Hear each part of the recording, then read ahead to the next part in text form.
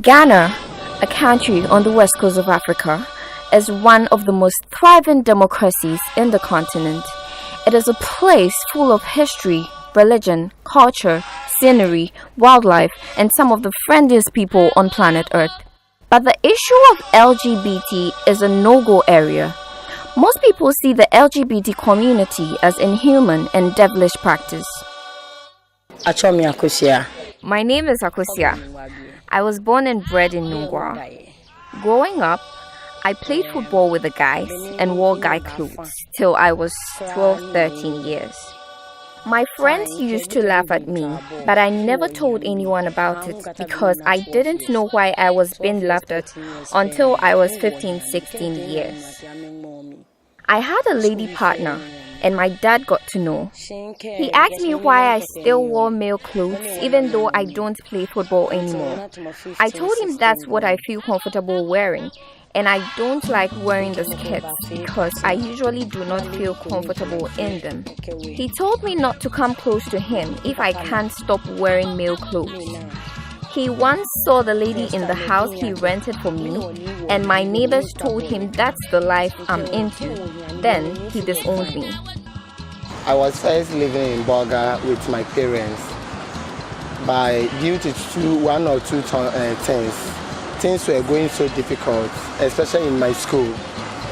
I was first moved from school because of my sexual orientation. Because wherever I go, people stigmatize me, people discriminate me, so I was not able to get the time to learn that much. So I have to move from school. So it reached a place that me and my father, things were not going, so he sacked me from the house to go away because I was a gay. What do some Ghanaians have to say about the LGBT community after some members of the community shared their life stories? With Christians, we condemn these acts totally and outrightly. The Bible says that all things are lawful, but not all things are profitable. God created a man with a male organ and a woman with a female organ. That is why he created Eve from the ribs of Adam, in order for Adam to lay with Eve. Why didn't God create Adam for another man and Eve for another woman? So we won't accept this practice in Ghana. It won't work. We do not want this gay practice in Ghana because a man can only have sex with a woman, but those bringing this practice to Ghana are fools. Looking at Ghana, it is a Christian country, so bringing this practice to Ghana will disturb us. When this happens, the future generation will suffer.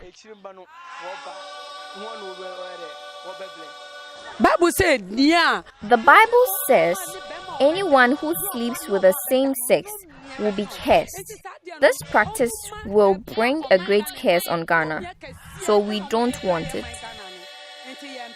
God has his eyes on Ghana, therefore God will vent his anger on us if we accept it. You should ask yourself, have you seen an animal, same sex, digging it down together? It's not even done in an animal world. Are the LGBT safe and comfortable to live in Ghana? In my community, I'm no longer wanted there. This is because I used to sell food, but no one came to buy. They said I sleep with ladies, so I'm filthy and cannot sell for people.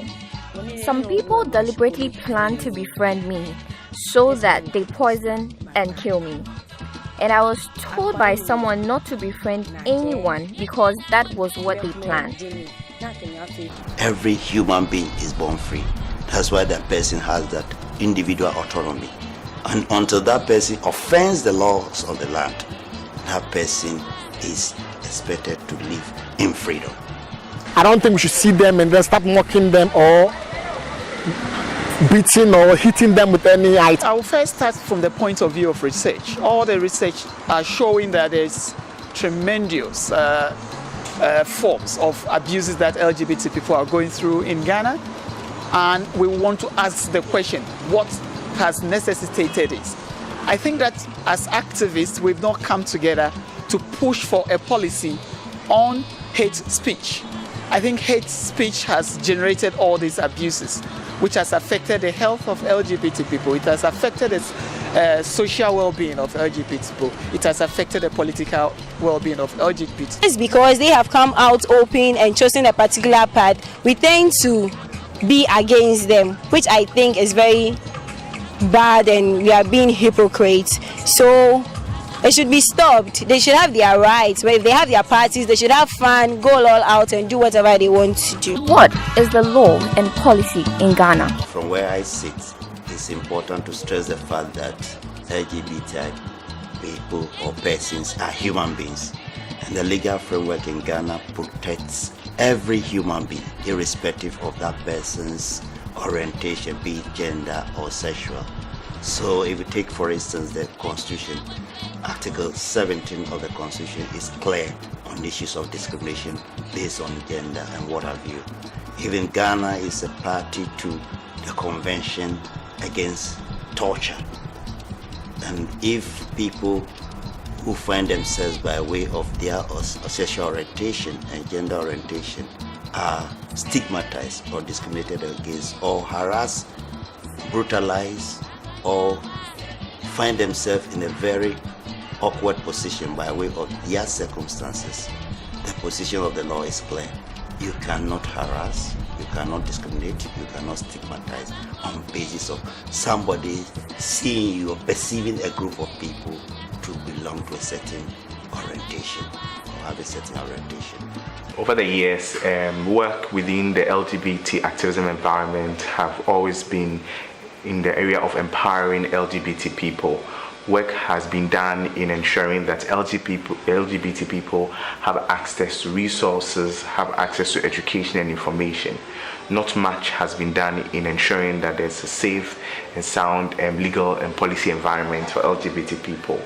What has been done is in the area of public health, where a lot of work has been done for the men who have sex with men under public health and HIV. This doesn't really go well with lesbians and transgender people, because those policies that are available for men who have sex with men only ensure that they have access to HIV services, HIV treatment, but not ensuring that they have a sound, safe, legal and policy environment.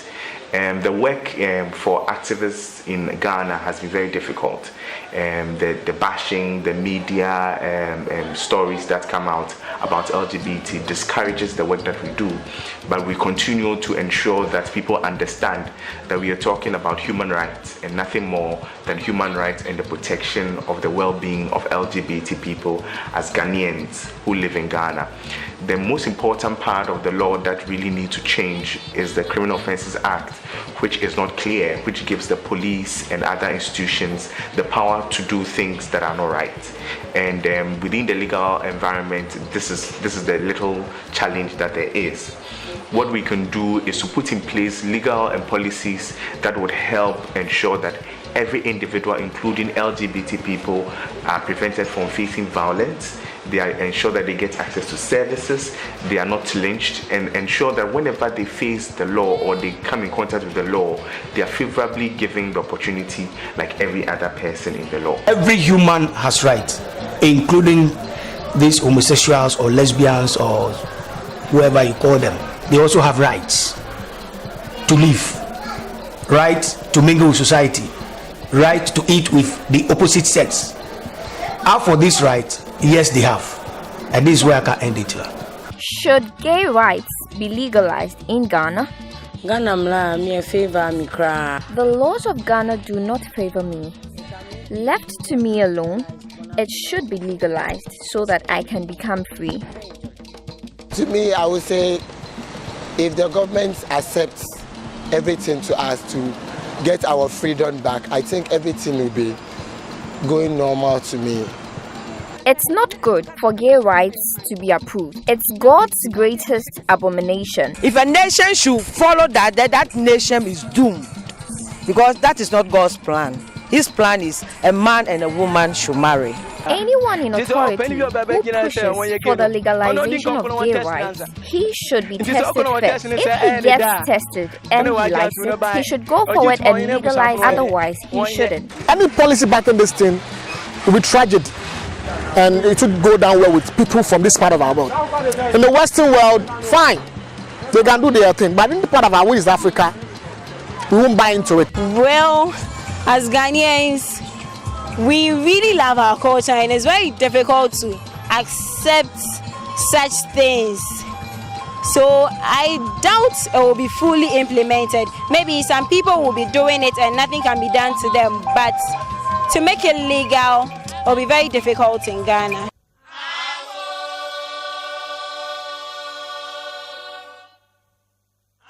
I think that in future, when you check the trend, a lot more people are reading. There are lots more things that are being churned out from the research background. I think there is also lots more scientific inventions being made. And I see a future where people are going to debate based on all these facts. People are going to debate more on the issues of science-based approaches. People are going to look at all these issues from this point instead of all the noise, the empty noises that are being peddled out there. And so for me, I think that the future looks more bright in terms of more people reading and coming to the business. In the next 10 years, we hope that more education will be put in public, not just only to LGBT people about the sufferings of LGBT people, about what LGBT is about the human rights of LGBT people, not only to LGBT people, but the public at large, and also especially educating policy workers to understand the need to ensure a stronger legal and policy environment for LGBT people in Ghana, and then also for activists to continue to do their work, to get resources that will help them strengthen their capacity in this area, looking at the possibility of somebody bringing about criminalization of LGBT. There's a need to ensure that the activists are strong and they have the capacity to go ahead and work towards ensuring that this issue of criminalization of LGBT people does not happen.